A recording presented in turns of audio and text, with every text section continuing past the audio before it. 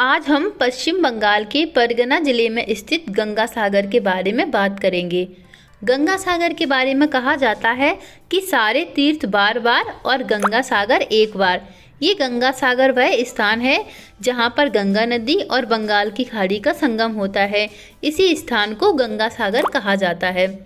इस गंगा सागर में मकर संक्रांति के दिन एक भव्य मेले का आयोजन भी होता है, जिसमें लाखों श्रद्धालु सम्मिलित होकर इस गंगा सागर में डुबकी लगाकर और कपिल मुनि के दर्शन करके धन्य धन्य हो जाते हैं। Hello friends, welcome back to my channel. आज की वीडियो में हम बात करेंगे गंगा सागर से जुड़ी हुई सारी बातों के बारे में कि हमें गंगा सागर कैसे पहुंचना है, गंगा सागर जाने के लिए हमें कितने दिन का ट्रिप प्लान करना चाहिए और गंगा सागर में पहुंचने के बाद हम कहां रुक सकते हैं और वहां खाने की क्या व्यवस्था रहेगी और गंगा सागर हमें किस समय पर जाना चाहिए। और वीडियो के लास्ट में हम बात करेंगे कि गंगा सागर में घूमने का एक व्यक्ति का कुल खर्चा कितना आएगा। तो चलिए फ्रेंड्स, वीडियो शुरू करते हैं और एक एक करके सारी बातों को विस्तार पूर्वक समझते हैं। फ्रेंड्स, सबसे पहले हम बात करते हैं कि हमें गंगा सागर कैसे पहुंचेंगे। तो गंगा सागर पहुंचने के लिए आपके पास 3 ऑप्शन है। पहला बाई बस, दूसरा बाई ट्रेन और तीसरा क्रूज। इन तीनों माध्यमों के द्वारा आप गंगा सागर तक पहुंच सकते हैं। तो चलिए फ्रेंड्स, एक एक करके मैं आपको डिटेल में बताऊंगी कि आपको कहां से गाड़ी लेनी है और कहां तक जाना है। फ्रेंड्स, गंगा सागर तक जाने के लिए आपको सबसे पहले हावड़ा स्टेशन आना होगा, क्योंकि हावड़ा रेलवे स्टेशन सबसे बड़ा रेलवे स्टेशन है और यहाँ से सभी शहरों के लिए ट्रेन आसानी से अवेलेबल हो जाती हैं।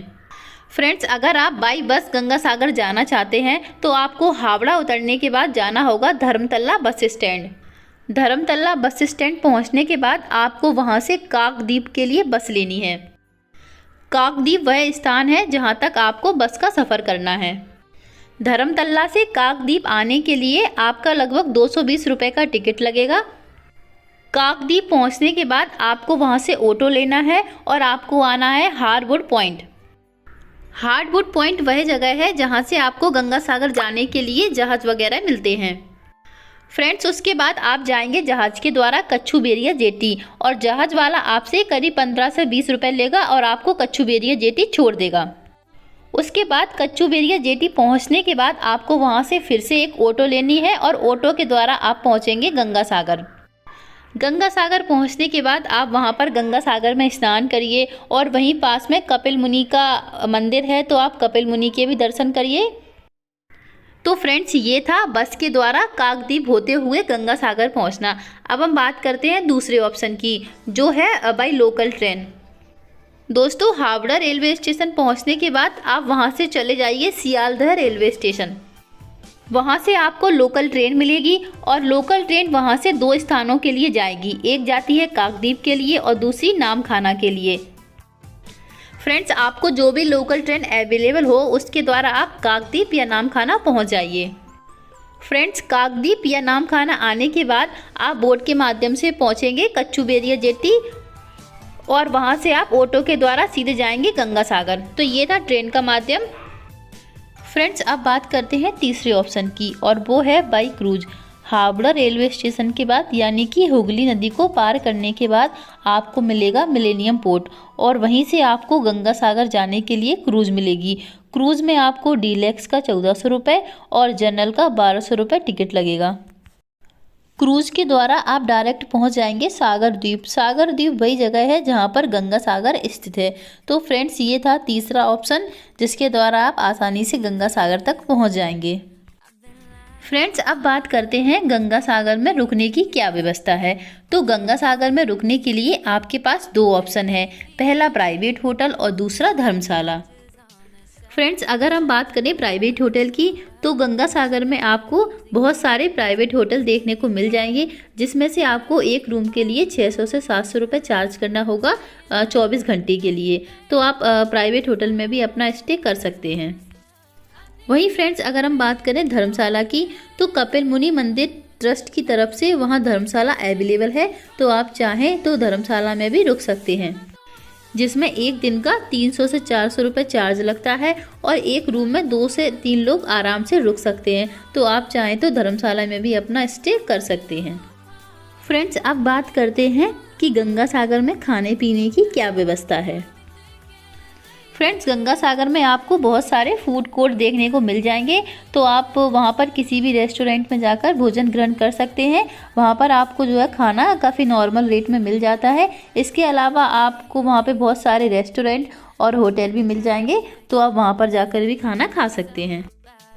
फ्रेंड्स, अब बात करते हैं कि हमें गंगा सागर आना कब चाहिए और गंगा सागर में हमें कितने दिन का ट्रिप प्लान बनाना चाहिए। फ्रेंड्स, मैं आपको बता दूं कि गंगा सागर में आने का सबसे बेस्ट टाइम है अक्टूबर से फरवरी तक का, क्योंकि उस टाइम सर्दी रहती है, मतलब विंटर का सीज़न रहता है। और विंटर के सीज़न में यहाँ घूमना काफ़ी सही रहता है। इस सीज़न में आपको काफ़ी भीड़ भाड़ भी देखने को मिलेगी और यहाँ पर आप आसानी से घूम पाएंगे। गर्मियों के मौसम में यहाँ पर पर्यटक काफ़ी कम मात्रा में आते हैं, क्योंकि यहाँ पर काफ़ी ज़्यादा गर्मी पड़ती है और गर्मी की वजह से यहाँ पर जो पर्यटक आते हैं वो अच्छे से घूम नहीं पाते हैं। इसीलिए यहाँ पर जो भी भीड़ भाड़ होती है वो सर्दियों के मौसम में होती है और सर्दियों के मौसम में आप यहाँ पर अच्छे से घूम पाते हैं।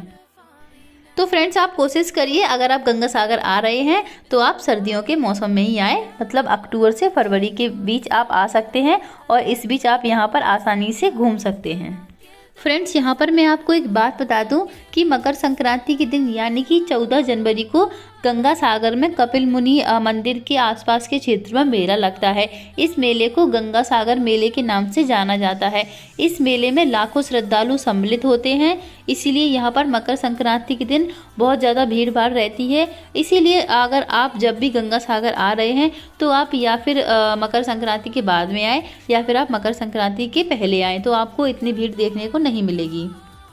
और फ्रेंड्स, अगर आप मकर संक्रांति के टाइम पर यहाँ पर आएंगे तो आप यहाँ पर सारी चीज़ों को अच्छे से घूम नहीं पाएंगे और इसी के साथ आपको यहाँ पर सारी जो चीज़ें हैं उनकी जो कॉस्ट है वो दुगनी मिलेगी, क्योंकि अगर आप यहाँ पर होटल बुक करेंगे तो आपको यहाँ होटल भी दुगनी रेट में मिलेंगे। इसी के साथ अगर आप कुछ खाएंगे पिएंगे तो वो भी आपको यहाँ पर दुगनी रेट में मिलेंगे। इसलिए आप कोशिश करिए कि आप मकर संक्रांति के बाद में ही यहाँ पर घूमने आएँ। चलिए फ्रेंड्स, अब बात करते हैं कि हमें गंगा सागर आने के लिए कितने दिन का ट्रिप प्लान करना चाहिए।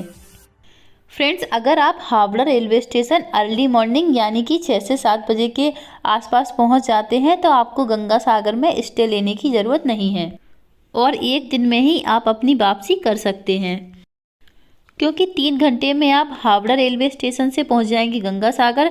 2 से 3 घंटे वहां आप रुककर वापस 3 से 4 घंटे में वापस आप हावड़ा रेलवे स्टेशन आ जाएंगे। तो आप करीब 10 से 12 घंटे में गंगा सागर घूम के वापस आ सकते हैं। और फ्रेंड्स, इसके बाद यदि आप कोलकाता या हावड़ा में घूमना चाहते हैं तो आप वहां पर रूम लेकर वहां के जो है दर्शनीय स्थल है उनको घूम सकते हैं। फ्रेंड्स, अगर आप इवनिंग के समय में हावड़ा रेलवे स्टेशन पहुंचते हैं तो आपको गंगा सागर में एक दिन का स्टे लेना होगा। फ्रेंड्स, अब बात करते हैं कि गंगा सागर में एक व्यक्ति का कुल खर्चा कितना आ जाएगा।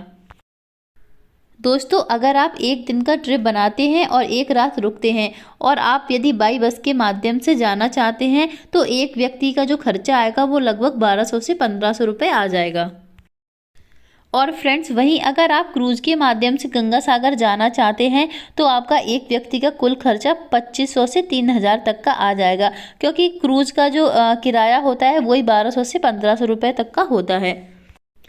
तो फ्रेंड्स, इतने बजट में आप गंगा सागर आसानी से घूम सकते हैं।